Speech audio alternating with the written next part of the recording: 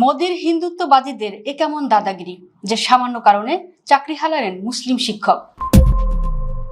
মোদির হিন্দুত্ববাদী ভারতে মুসলিমদের জন্য আজ বেঁচে থাকাটাই যেন সবচেয়ে বড় অপরাধ।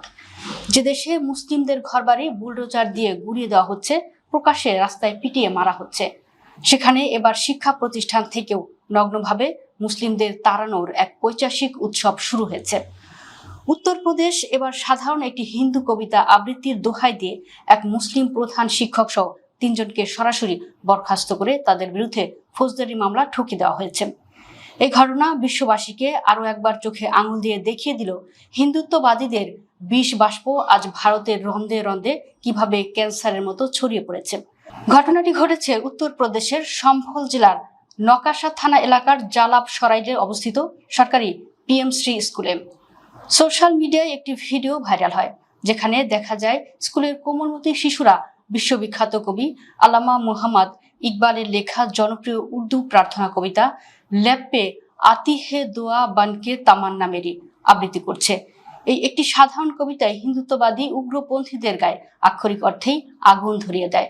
তারা ডাহা মিথ্যা অভিযোগ তোলে যে জাতীয় সঙ্গীতের পরিবর্তে নাকি ইসলামী প্রার্থনা করা হচ্ছে এবং ছাত্রছাত্রীদের হিজাব ও টুপি পরতে বাধ্য করা হচ্ছে। উগ্রবাদীদের এই ভুয়া এবং সাম্প্রদায়িক উস্কানিতে মুহূর্তের মধ্যেই লাফিয়ে ওঠে উত্তরপ্রদেশ প্রশাসন। বেসিক শিক্ষা কর্মকর্তার তড়িঘড়ি তদন্তের পর হিন্দুত্ববাদীদের খুশি করতে স্কুলের প্রধান শিক্ষক মোহাম্মদ আনজার আহমদ এবং সহকারী শিক্ষক মোহাম্মদ গুল এজাজকে সরাসরি বরখাস্ত করা হয়।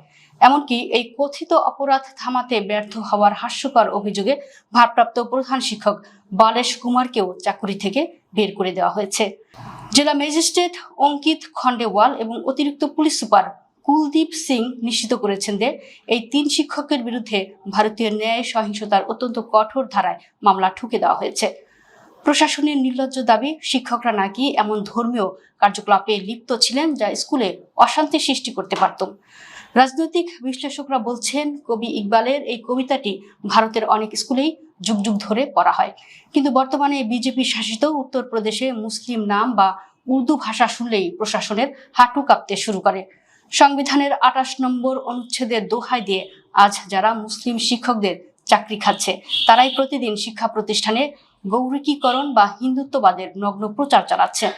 আজ বিশ্ববাসী পরিষ্কার দেখছে যে ভারত নিজেকে ধর্মনিরপেক্ষ বা বিশ্বগুরু বলে দাবি করে, সেখানে আজ একটি উর্দু কবিতার জন্য মুসলিমদের চাকরি কেড়ে নেওয়া হচ্ছে। হিন্দুত্ববাদী এই চরম আস্ফলন আর বর্ণবাদী একদিন মোদির ভারতকে ভেতর থেকে টুকরো টুকরো করে দেবে।